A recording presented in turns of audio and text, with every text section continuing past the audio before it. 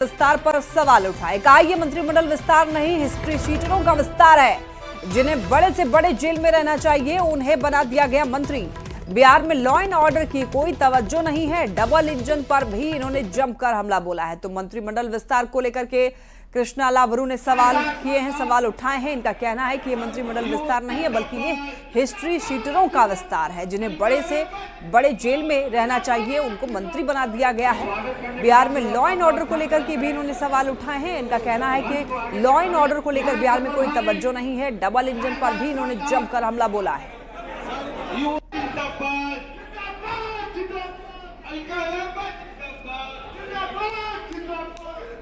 मंत्रिमंडल का विस्तार तो मैं नहीं कहूंगा, ये हिस्ट्री शीटरों का विस्तार है। मंत्री जिनको बनाया है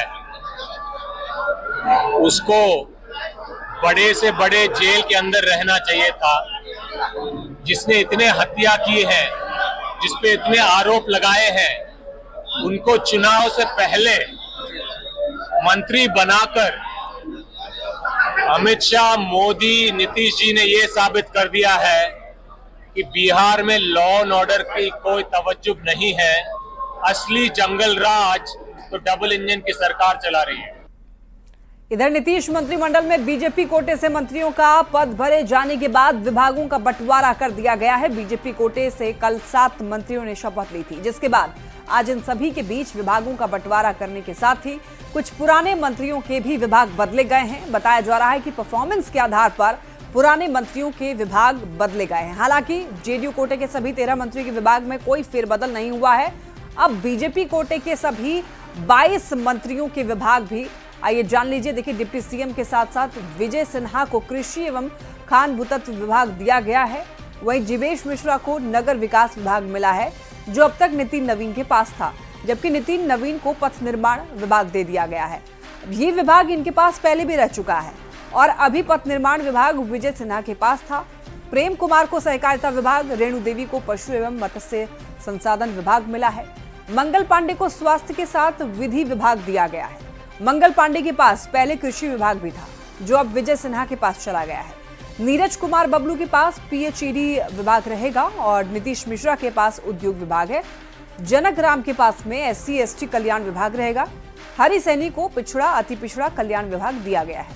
पहली बार मंत्री बने संजय सरावगी को दिलीप जायसवाल वाला विभाग यानी कि राजस्व एवं भूमि सुधार विभाग दिया गया है।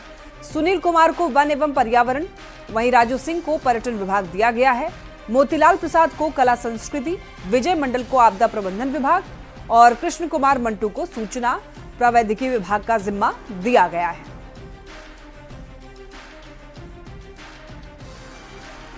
मंत्री बनने के बाद पहली बार पार्टी कार्यालय पहुंचे जीवेश मिश्रा। इस दौरान उन्होंने कैलाशपति मिश्र और पंडित दीनदयाल उपाध्याय की मूर्ति पर माल्यार्पण किया। जीवेश मिश्रा ने कहा कि जो भी उन्हें दायित्व मिला है उसे वो पूरा करेंगे।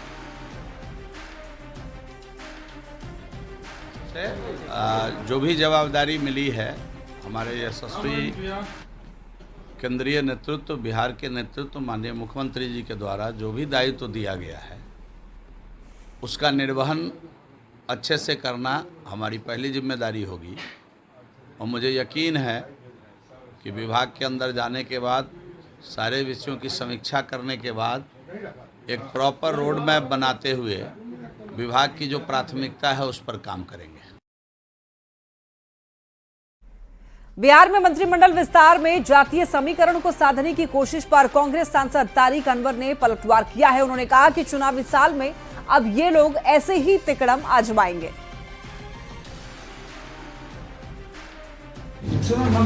हमेशा कहीं भी राज्य स्तर का हो, केंद्र स्तर का हो, तो चुनाव जीतने के लिए सारा तिकड़म करते हैं वो। अब वो जातीय समीकरण मिलाएंगे, कोशिश करेंगे कि इसी बहाने जाति विशेष को अपनी तरफ आकर्षित किया जाए।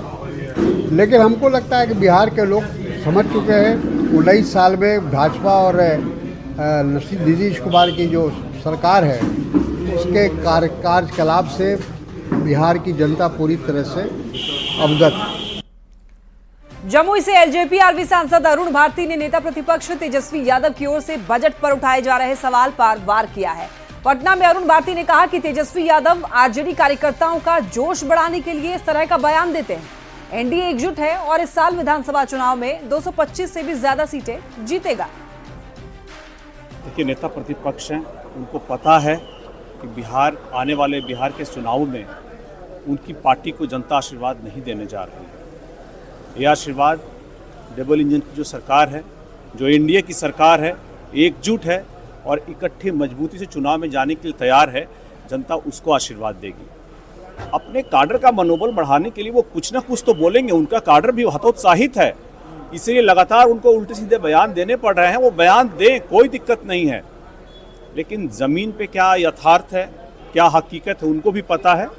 ख्याली पुलाव बना रहे हैं, बनाते रहें, कोई बात नहीं है। हम लोग ज़मीन पे हैं, जब लगातार जनता से जुड़े हुए हैं, लगातार हम लोग भी अपना कार्यक्रम कर रहे हैं, जहाँ हम लोग पूरी की पूरी हर सीटों पे तैयारी है और मजबूती से सब हमारे सारे एनडीए के नेता धरातल पर बने हुए हैं। वो सिर्फ ट्वीट कर रहे हैं, करने दीजिए ट्वीट, हम लोग जनता के बीच में जाके अपना काम कर रहे हैं। जेडीयू के अंदर से भी निशांत को राजनीति में आने की मांग तेज हो गई है। गोपालपुर से जेडीयू विधायक गोपाल मंडल ने एक बड़ा बयान दे दिया है। उन्होंने कहा है कि अगर निशांत कुमार को राजनीति में नहीं लाया गया तो जेडीयू स्थिर होकर समाप्त हो जाएगा। गोपाल मंडल ने कहा कि नीतीश कुमार के बाद जेडीयू में कोई ऐसा चेहरा नहीं है जो कि पार्टी को संभाल सके। सिर्फ नीतीश को राजनीति में लाकर खड़ा करने से ही जेडीयू का निशांत को ही, माफ कीजिएगा, सिर्फ निशांत को ही देखिए राजनीति में लाकर खड़ा करने से जेडीयू का भला होगा, ऐसा गोपाल मंडल का कहना है। और गोपाल मंडल ने यह भी कहा है कि इस बार नीतीश कुमार के चेहरे पर चुनाव लड़ लेंगे और लेकिन आगे क्या करेंगे, निशांत कुमार को राजनीति में खड़ा करने के बाद जेडीयू में कोई दूसरा नेता भी सीएम के पद पर दावेदारी नहीं करेगा। दल के बड़े बड़े लीडर हैं, सबका सोच है अब की बार तो नीतीश कुमार का चेहरा लेके लड़ जाएंगे, अगले बार कौन लड़ेगा, तो निशांत को लाया जाए। सब विचार कर रहे हैं, नीतीश कुमार नहीं चाह रहे हैं, लेकिन और सब विचार कर रहे हैं निशांत को लाया जाए। तो निशांत को ला के अगर खड़ा कर देगा, अभी नहीं बाद में ही ला के खड़ा कर देगा, तो फिर कोई थोड़ा है जदयू वाला कहेगा ये हमको मुख्यमंत्री नहीं चाहिए। नीतीश कुमार का बेटा है, हम लोग को चाहिए एक लीडर, और नहीं तो स्थिर हो जाएंगे, तो जदयू समाप्त हो जाएगी। ऐसा कोई चेहरा नहीं है नीतीश कुमार के अलावा जदयू को संभाल सके। निशांत कुमार आएंगे तो संभाल ले है, वो है तो हम लोग है क्या फाइटर एमएलए, हमारे दल के बड़े लीडर।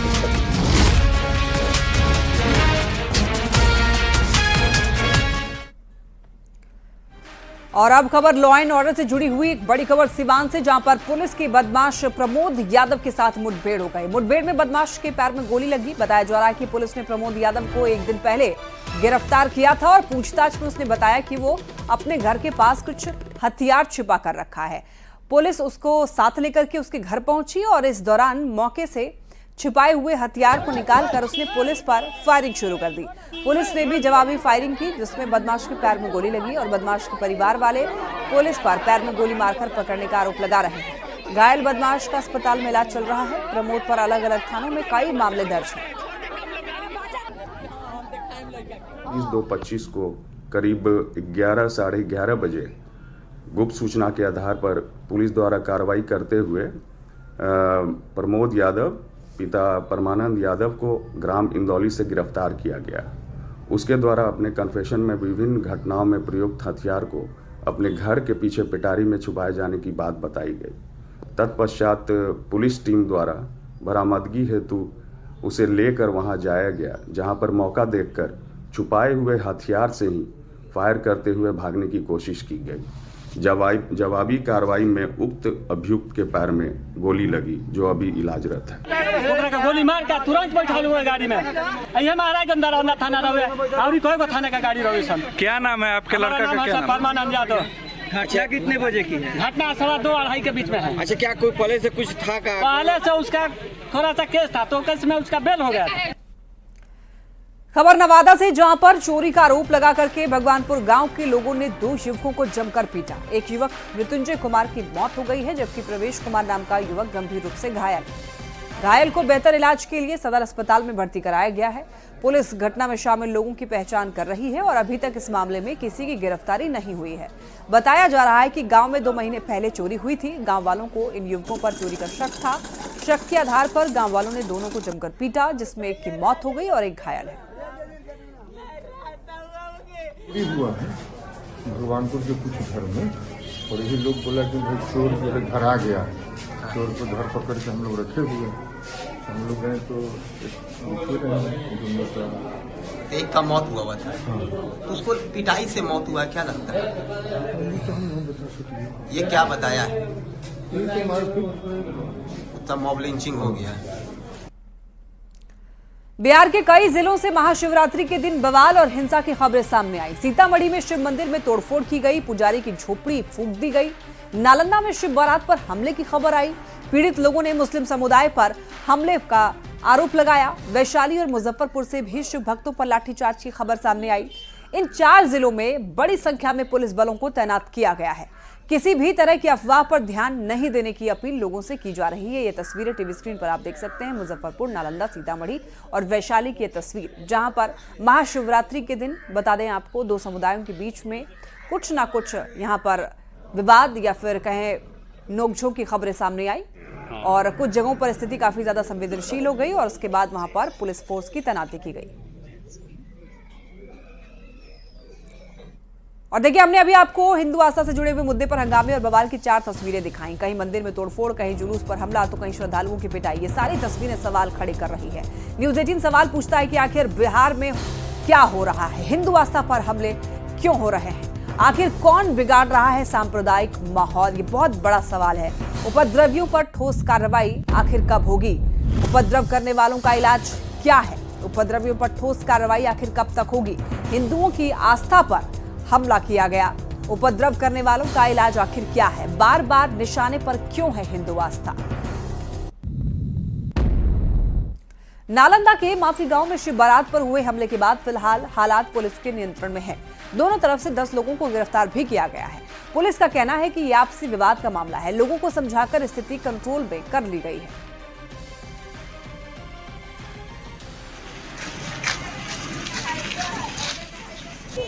नहीं है कि इस जुलूस को लेकर या कोई सांप्रदायिक मामला को लेकर या कोई इशू जो है कम्युनल इशू को लेकर ऐसा नहीं हुआ है।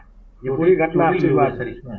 एक आदमी को हल्का चोट आया था तो उनको इलाज कराया गया है और इलाज के बाद जो है उनका भी बयान लिया जा रहा है। आगे की कार्रवाई में उनके बयान को भी दर्ज किया जा रहा है। तरफ से हुआ है और दोनों पक्ष से भी कहा गया है कि वो भी अगर अपना देना चाहते हैं आवेदन तो देंगे।